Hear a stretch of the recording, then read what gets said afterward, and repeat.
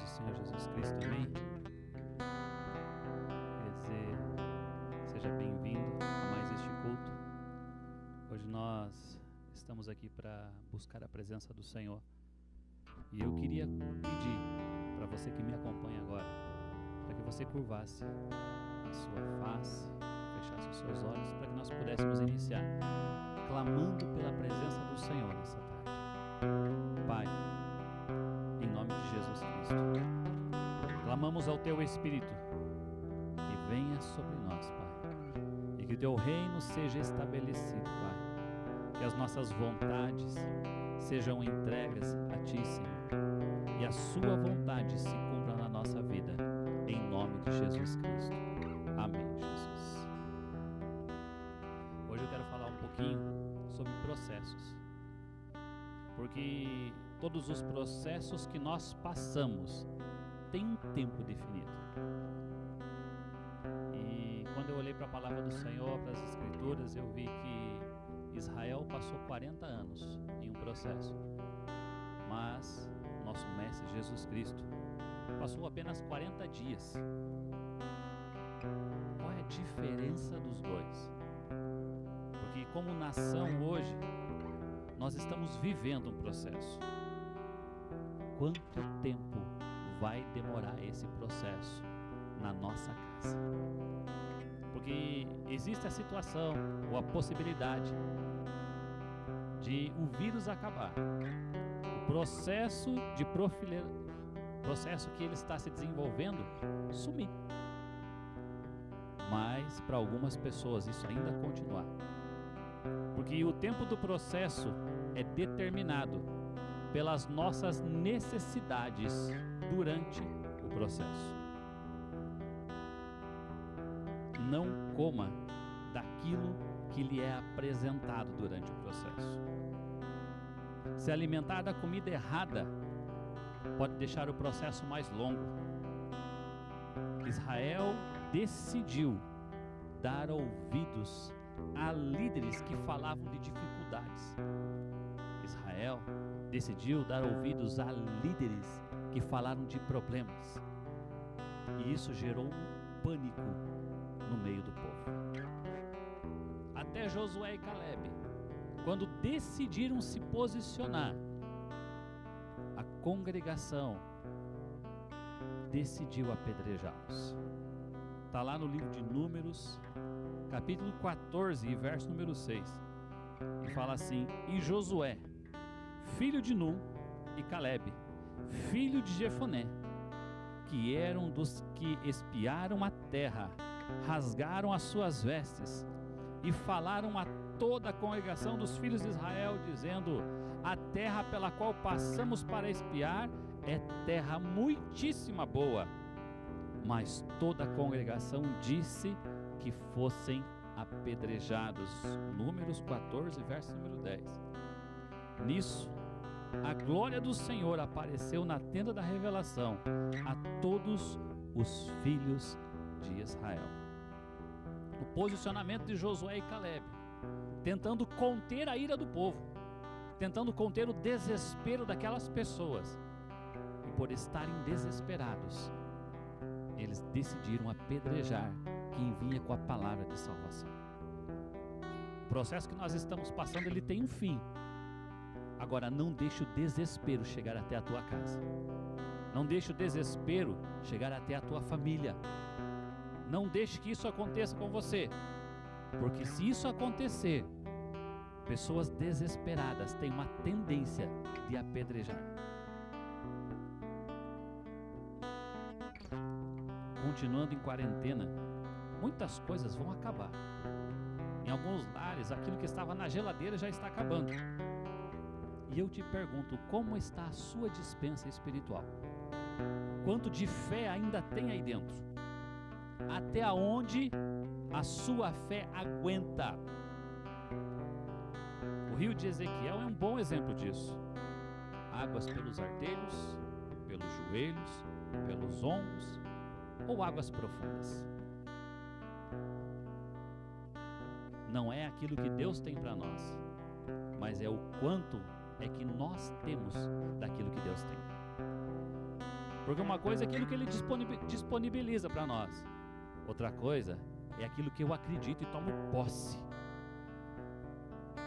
Hoje, eu quero falar de um homem que teve uma notícia muito ruim e decidiu se posicionar segundo a palavra do Senhor. Neemias. Neemias capítulo 12 fala assim. Neemias capítulo 1, verso número 2. Que veio Anani, um de seus irmãos, com alguns de Judá, e perguntei-lhes pelos judeus que tinham escapado e que, restando do cativeiro acerca de Jerusalém, eles me responderam: os restantes que ficaram do cativeiro lá na província estão em grande aflição e opróbrio. Também está derribado o muro de Jerusalém e as suas portas queimadas a fogo. Tendo eu ouvido essas palavras, sentei-me e chorei, e lamentei por alguns dias, e continuei a jejuar e orar perante o Deus dos céus. Neemias estava dentro do palácio, e ele ouve falar que alguns irmãos estavam voltando de Jerusalém, e ele vai conversar com eles: e conta para mim como que está a nossa casa. E ele não teve uma notícia boa. Existem notícias, irmãos, que elas têm a tendência de nos paralisar. Existem notícias que elas nos travam e nos impedem de sair de casa, nos impedem de avançar, elas nos impedem de nos movermos. Neemias recebeu uma notícia como essa. As suas pernas bambeiam, ele chora e ele lamenta. O lamento, ele é comparado ao uivo dos lobos, quando não se tem mais forças. Neemias foi tomado por uma angústia, mas decidiu não se alimentar das palavras que ele estava recebendo.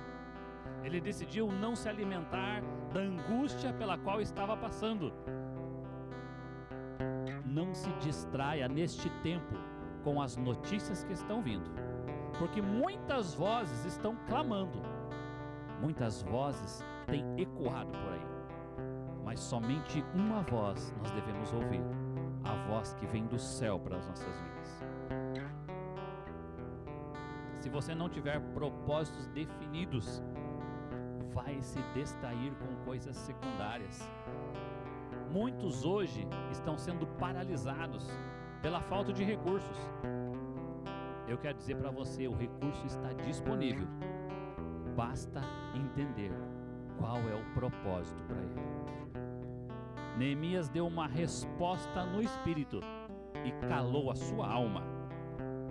O projeto para reconstruir o que estava destruído inicia-se após um posicionamento no espírito. Existem áreas da nossa vida esperando apenas o nosso posicionamento. Quando fazemos algo para Deus, precisamos ter o mesmo sentimento que Deus tem a respeito daquele assunto. Quando nós estivermos sentindo aquilo que Deus sente, Deus vai agitar pessoas para estar ao nosso lado. Quando nós estivermos o mesmo sentimento que Deus sente, além de termos pessoas para estar ao nosso lado, teremos pessoas para se opor também àquilo que Deus está fazendo. Neemias capítulo 6, a partir do verso 1, fala assim: quando Sambalate, Tobias e Gesem, o arábio, e o resto dos nossos inimigos souberam que eu já tinha edificado o muro, e que nele já não havia brecha alguma, ainda que até este tempo não tinha posto as portas nos portais. Sambalate, o Gesem, mandaram dizer-me: vem, encontremo-nos numa das aldeias da planície de Ono. Eles, porém, intentaram fazer-me mal. É impossível realizar a obra de Deus sem ter oposição. Neemias enfrentou inimigos externos, Neemias enfrentou inimigos internos, e infiltrados naquilo que ele estava fazendo. No capítulo 2, verso número 10, fala assim: eles se desagradam da atitude de Neemias. Capítulo 2, verso 19, zombaram e levantaram um falso testemunho. Capítulo 4, verso 1, ardem em ira e zombam dos judeus. Capítulo 4, verso número 2, os chamamos de fracos. Edificarão com pedras queimadas. Capítulo 4, verso número 3, uma raposa vai derrubar o que vocês estão edificando. Capítulo 4, verso número 8, começam a promover confusão no meio do povo.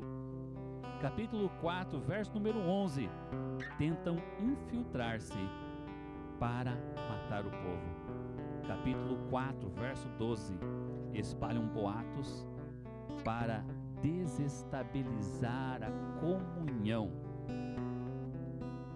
E no capítulo número 5, Neemias enfrenta os inimigos internos.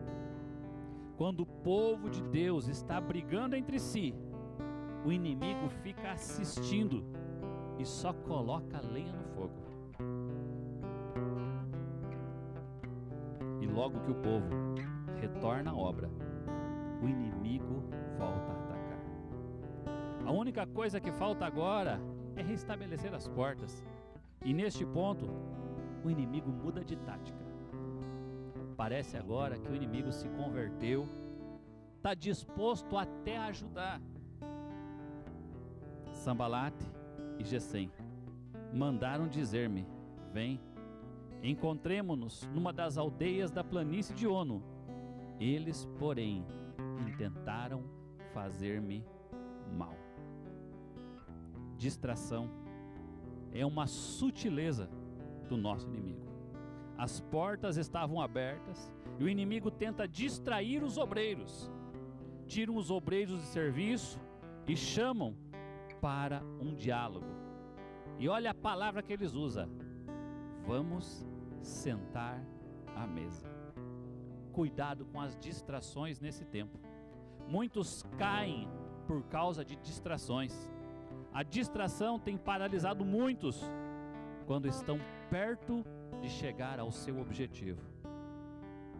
Eva caiu quando decidiu dar ouvidos ao seu inimigo. Existem pessoas que estão dando ouvidos a mentiras, mas não conseguem ouvir a Deus sobre o mesmo assunto. Não discuta com o inimigo da obra, ao invés de fazer a obra. O diabo tentou Jesus com uma conversa. Vamos conversar na planície de Ono? Este local era dominado pelos asnoditas, que se ajuntaram com Sambalate. Queriam tirar Neemias da obra, pois se ferirem Neemias, paralisavam a obra. Qual foi a resposta que Neemias deu para aquela situação? Verso 3: enviei-lhes mensageiros a dizer: estou fazendo uma grande obra, de modo que não poderei descer, porque cessaria esta obra enquanto eu a deixasse e fosse ter convosco? Agora, os nossos inimigos, os inimigos de Neemias, querem vencer os obreiros pelo cansaço. Verso número 4: do mesmo modo, mandaram dizer-se 4 vezes, e do mesmo modo lhes respondi. A principal estratégia do inimigo é a insistência. Te pergunto, como é que Dalila conseguiu derrubar Sansão? E quem era o inimigo de Sansão nessa hora? Era Dalila ou eram os filisteus?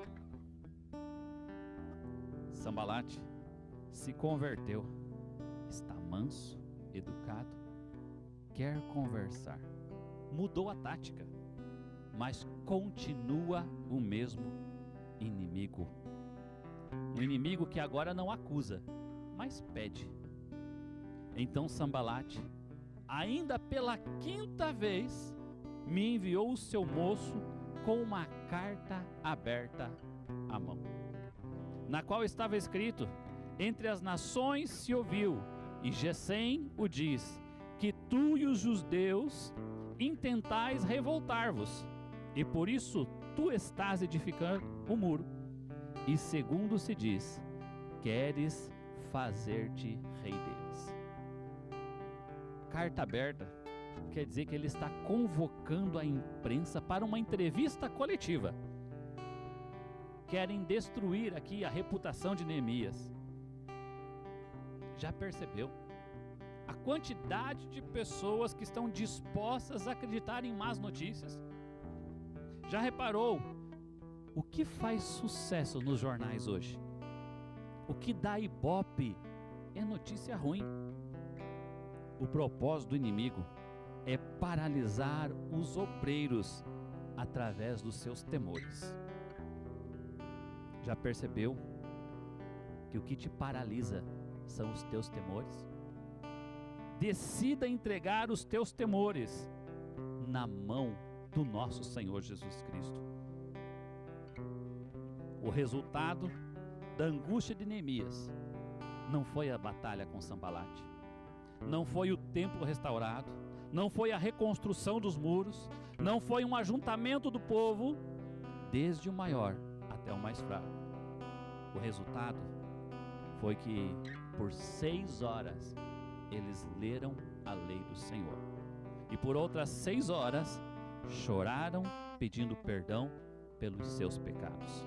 Neemias capítulo 9, verso número 3, fala assim: e levantando-se no seu lugar, leram o livro da lei do Senhor seu Deus, 1/4 parte do dia, e outra 4ª parte fizeram confissão, e adoraram ao Senhor seu Deus. O resultado do trabalho de Neemias não foi a reconstrução do templo, não foi a reconstrução dos muros.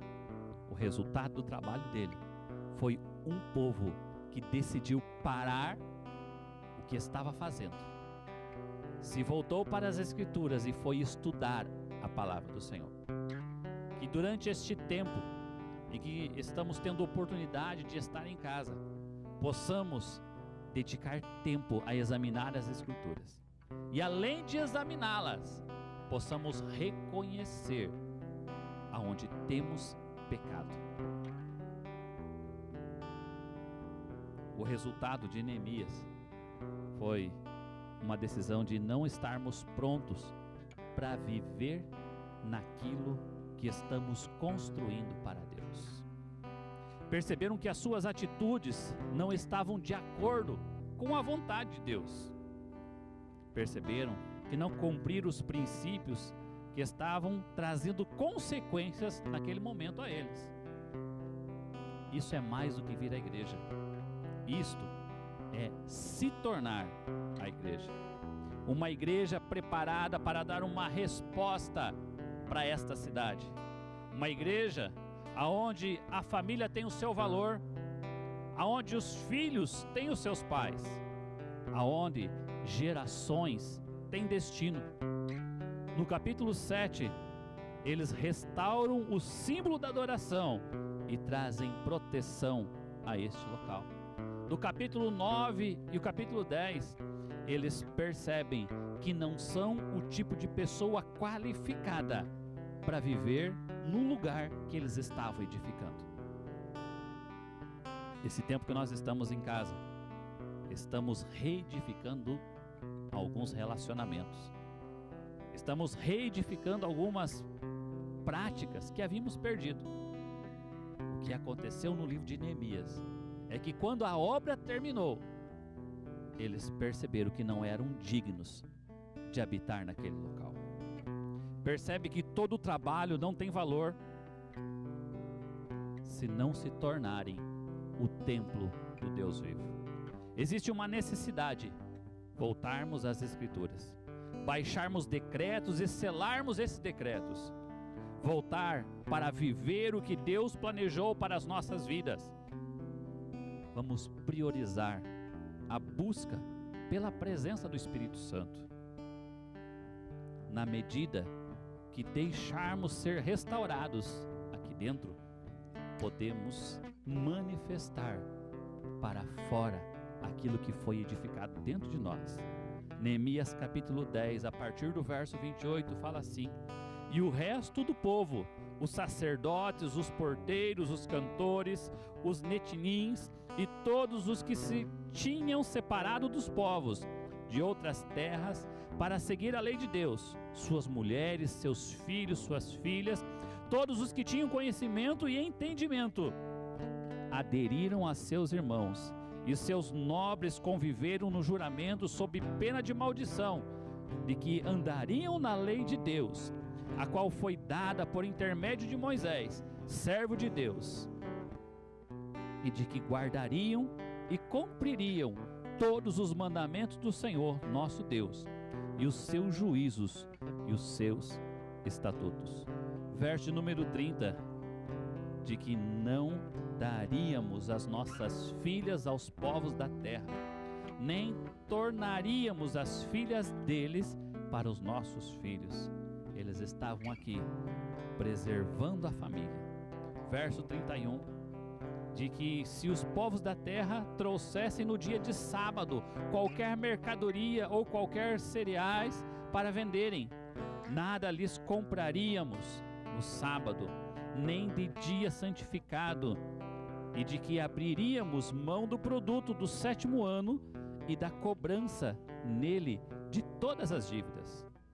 Eles estavam propondo abrir mão dos bons negócios, mas não abririam mão dos princípios que estavam estabelecidos na lei do Senhor. Verso número 32, também sobre nós impusemos ordenanças, obrigando-nos a dar a cada ano a terça parte de um ciclo para o serviço da casa do nosso Deus.